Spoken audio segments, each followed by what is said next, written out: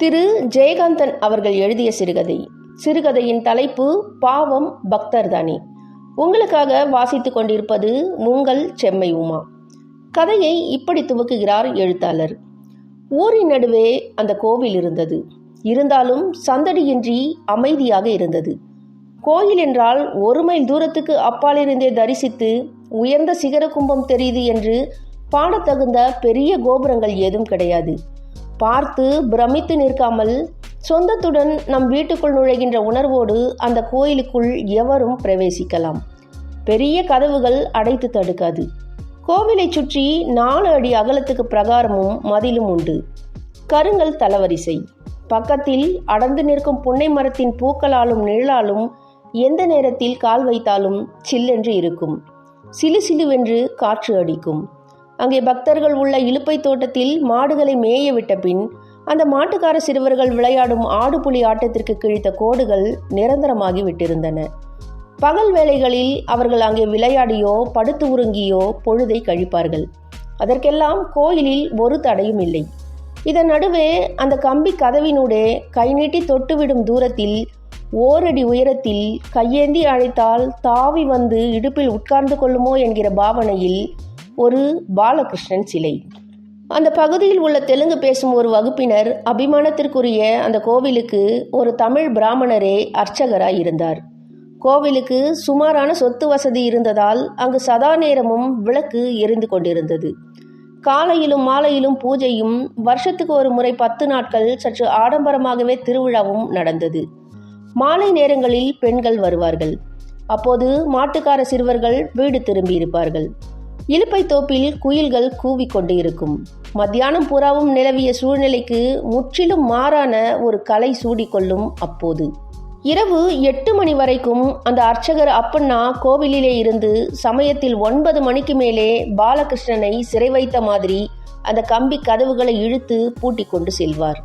இப்போதெல்லாம் சில கோவில்களில் பூசாரிகள் ஏதோ கடமைக்கு என்று செய்கிறார்களே, அது மாதிரி இல்லாமல் உண்மையிலேயே ஒரு சிரத்தையும் அதில் ஒரு சுக அனுபவமும் கொண்டு அந்த பாலகிருஷ்ணனுக்கு அவர் அலங்காரம் செய்வார். ஒரு குழந்தைக்கு அதன் தாய் சிங்காரம் செய்கிற மாதிரி செய்வார்.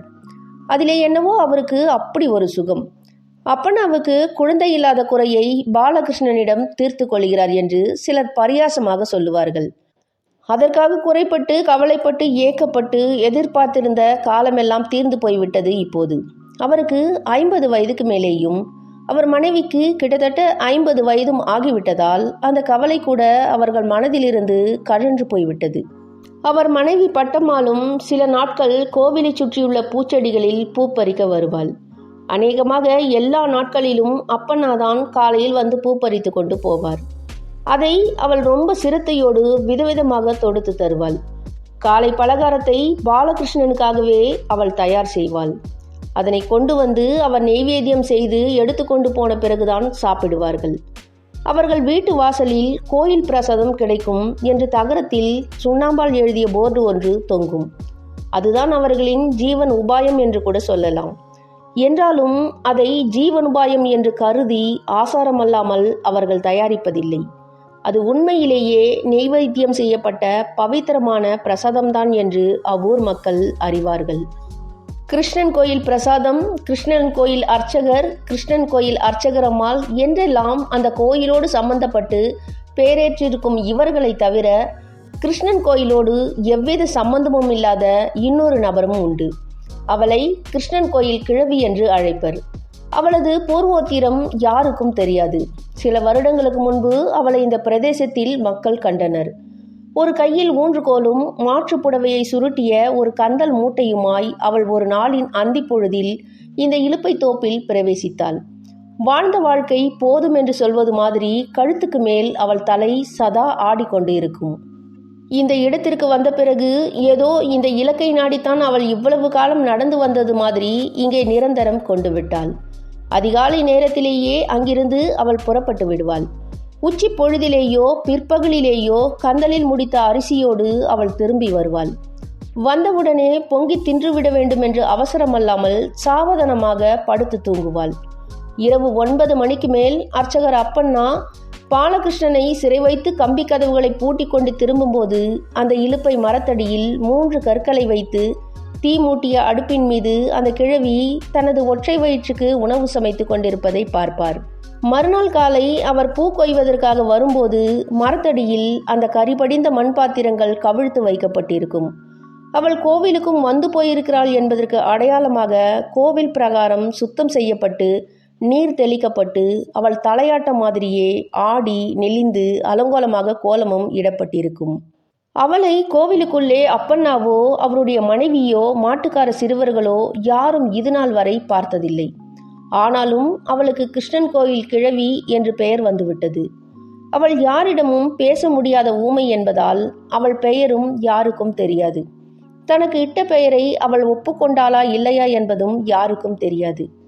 ஒரு நாள் அப்பண்ணா பக்கத்து ஊருக்கு ஏதோ காரியமாக போயிருந்தார். திரும்பி வரும்போது நடுநிசி ஆகிவிட்டது. ரயில் அடியிலிருந்து இலுப்பை தோப்பின் வழியாக கிருஷ்ணன் கோவிலை கடந்து அவர் வந்தபொழுது கோயில் உள்ளிருந்து மனித குரல் கேட்கவே சற்று நின்றார். உள்ளே எட்டி பார்க்கையில் பாலகிருஷ்ணனின் சந்நிதியில் உட்கார்ந்திருக்கும் கிழவியின் முதுகுப்புறம் தெரிந்தது. இந்த நடுநிசியில் அவள் அங்கே என்ன செய்கிறாள்? வெளியே மழை கூட இல்லையே என்று வானத்தை அண்ணாந்து பார்த்துவிட்டு சந்தடியின்றி கோவிலுக்குள் நுழைந்தார் அப்பண்ணா.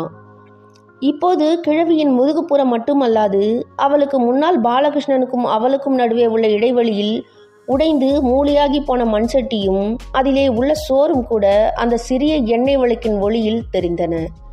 கிழவி சட்டியிலிருந்து ஒரு கவளம் எடுத்து கம்பி கதவினூடே பாலகிருஷ்ணனின் முகத்துக்கு நேரே அதை காட்டி தனது ஊமை பாஷையில் உருகி உருகி கெஞ்சிய பின் கிருஷ்ணன் அதை உண்டுவிட்ட பாவனையில் திருப்தி கொண்டு தான் புசிக்கலானாள். இப்படி ஒவ்வொரு கவலத்தையும் அவள் சாப்பிடுவதற்கு முன் அவனுக்கு ஊட்டிய பாவனையில் அவள் கொஞ்சி சிரித்து மகிழ்ந்து உண்டாள். அப்பண்ணாவுக்கு முதலில் கோபமும் பின்னர் அந்த பைத்தியக்கார கிழவியின் செய்கையிலே ஒருவித பரிதாபமும் பிறந்தது. என்றாலும் அந்த தெய்வ சன்னிதானத்தை இவள் இவ்வாறு அசுத்தப்படுத்துவதை காண அவருக்கு மனம் பொறுக்கவில்லை. அவளது பேச்சை அவர் சற்று உற்று கவனித்தார். அவளது செய்கையை புரிந்து கொள்ள முடியாதது போலவே அவளது மொழியும் அவருக்கு புரியவில்லை. இதுவரை ஒரு கிழவியாக மட்டுமே அறிந்திருந்த அவளை இப்போது ஒரு 4 வயது சிறுமி மாதிரி அவர் கண்டார். அந்த காரியம் நடக்கிற தினசிலிருந்து இது ஏதோ இன்று மட்டும் நடக்கிற ஒரு திடீர் நிகழ்வு அல்ல. கிழவி இந்த பிரதேசத்துக்கு வந்த நாள் தொட்டு தினசரி நடக்கின்ற ஒரு வழக்கமான காரியம் என்று அவரால் புரிந்து கொள்ள முடிந்தது. தினசரி அவள் கோவில் சன்னிதானத்தை சுத்தம் செய்து நீர் தெளித்து கோலமிட்டு வைப்பதற்கு இதுதான் காரணமாயிருக்க வேண்டும் என்று அவரால் ஊகிக்க முடிந்தது. ஏ கிழவி என்று அவர் அதட்டிய குரல் அவள் செவிகளில் விழவே இல்லை. அவளது ஆனந்தமயமான அந்த அனுபவத்தில் தான் குறுக்கிட்டு இடையூறு செய்வது கூட ஒரு பாவமாகி விடுமோ என்று பயந்தார் அவர். சற்று நேரத்தில் அங்கேயே நின்று அதை பார்த்த பின்னர் தான் வந்தது அவளுக்கு தெரியாமல் தன் வந்த வழியே திரும்பி நடந்த அப்பண்ணாவுக்கு வீட்டுக்கு சென்ற பிறகு கூட தூக்கம் வரவில்லை. அந்த கோயிலின் அர்ச்சகர் என்ற முறையில் அவளை தான் அடித்து துரத்தாமல் வந்தது தவறே என்று அவர் மனம் குமைந்தது. அவள் என்னென்ன கருமத்தை எல்லாம் சமைக்கிறாளோ அதெல்லாம் கொண்டு வந்து பகவானுடைய சந்நிதியில் இப்படி அசுத்தப்படுத்த அவளுக்கு எப்படித்தான் மனம் வருகிறது என்று பலவாறு எண்ணி குழம்பிய அப்பண்ணா மறுநாள் முதல் அந்த கோவிலின் வெளிப்புற வாயிற் கதவுகளையும் தான் வரும்போது இழுத்து பூட்டி கொண்டு வந்துவிடுவது என்று முடிவு செய்தார். இப்பொழுதெல்லாம் கிருஷ்ணன் கோவிலுக்குள்ளே அதிகாலையில் சில மணி நேரங்களிலும் மாலை பொழுதின் சில மணி நேரங்களிலும் தவிர பிற சமயங்களில் யாரும் பிரவேசிக்க முடியாது. கோவிலின் முன்புற பிரகார கதவுகளை வெகு நாட்களாக அடையா நெடுங்கதவாய் தரையோடு தரையாய் அழுந்தி அருகம்புல் முளைத்து அழுந்தி போன அந்த இரும்பு கதவுகளை ஒரு நாள் புறாவும் பிரயாசப்பட்டு புற்களிலிருந்தும் துருவிலிருந்தும் விடுதலை செய்து கீழ்களுக்கு எண்ணெய் போட்டு சென்ற வாரத்தில் ஒரு நாள் சாத்தி கோவிலையே சிறை வைத்தார் அப்பண்ணா. மாட்டுக்கார சிறுவர்கள் ஆடுபுலி ஆட்டத்திற்காக இப்போது கோவில் படிகளில் கோடு கிழிக்க ஆரம்பித்து விட்டனர். இலுப்பை தோப்பில் மாடுகள் மேய்வதும் குயில்கள் கூவுவதும் மட்டும் நிற்கவில்லை. அந்த கிழவி மட்டும் இப்போது எங்கும் போகாமல் அந்த மரத்தடியிலேயே உட்கார்ந்து கொண்டு மூடிய கம்பி கதவுகளை பார்த்து பார்த்து பெருமூச்செறிந்து கொண்டு இருந்தாள். சில சமயங்களில் அங்கிருந்து எழுந்து சென்று எங்காவது போய் யாராவது தரும் எச்சிலை புசித்தாள். நேரம் காலம் வித்தியாசமில்லாமல் மரத்தடியிலேயே படுத்து தூங்கினாள். இலுப்பை மரத்தடியில் 3 கற்களுக்கிடையே மூண்டெறியும் அவளது அடுப்பு இப்போதெல்லாம் சூனியமாகவே கிடக்கிறது. பூஜை செய்வதற்கும் பூ பறிப்பதற்கும் அப்பண்ணா கோவிலுக்கு வந்து போகும்போது கிழவி அவரை பரிதாபமாக ஏறிட்டு பார்ப்பாள். ஏனோ அப்பண்ணாவுக்கு அவள் பக்கம் திரும்பி பார்க்கவே பயம். அவளை கவனிக்காதது மாதிரி வேகமாக போய்விடுவார். தான் கண்ட காட்சியை பற்றி தன் மனைவியிடம் கூட இன்னும் அவர் சொல்லவில்லை. 10 நாட்களுக்கு பிறகு பாலகிருஷ்ணன் கோவிலுக்கு திருவிழா வந்தது. கோவில் முன்னால் கொட்டகை போட்டார்கள், கொடியேற்றினார்கள். சாதாரண நாட்களிலே பார்த்து பார்த்து பாலகிருஷ்ணனுக்கு சிங்காரம் செய்கிற அப்பண்ணாவோ திருவிழா நாளன்று அதிசிரத்தை கொண்டு அலங்காரம் செய்ய ஆரம்பித்தார். பாலகிருஷ்ணனுக்கு கையில் கங்கணத்தை எடுத்து பூட்டினார். அட பைத்தியமே, இதென்ன கால் தண்டையை எடுத்து கையில் பூட்டிவிட்டேன், அதுதான் இவ்வளவு தொளதொளவென்று இருக்கிறது என்று தன்னையே எண்ணி சிரித்தவாறு அதனை கழட்டி பார்த்தார். அது கால் தண்டை அல்ல, கங்கணம்தான். எப்படி இவ்வளவு பெரிதாகிவிட்டது? போன வருடம் அவன் கைகளில் எவ்வளவு பதிவாய் அழகாய் இருந்தது, எப்படி பெரிதாகிவிட்டது என்று மனதுக்குள் ஓர் அரிப்புடன் தண்டையை எடுத்து அணிவித்தார். அதுவும் காலில் சேராமல் தனி வளையமாக பாதத்தில் விழுந்து கிடந்தது. அரைவடத்தை எடுத்து கட்டினால் அதுவும் பெரிதாகி இருந்தது.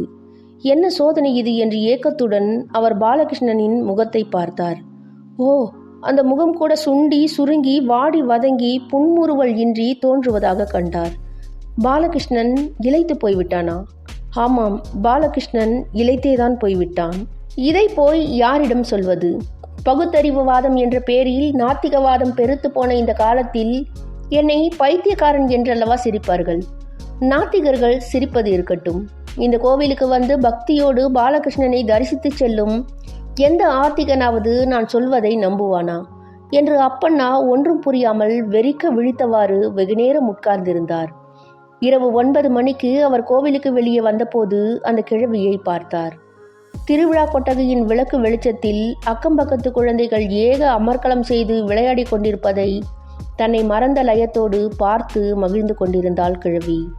அப்பண்ணா அவள் முகத்தை உற்று பார்த்தார். அவள் வாய் பேச முடியா ஊமையெனினும் அந்த முகத்தில் எத்தனை உணர்ச்சி வெளிப்பாடுகள், எத்தனை அனுபவ ரேகைகள், எத்தனை சோக முத்திரைகள். அப்பண்ணா அந்த கிழவியை பற்றி யோசித்தார்.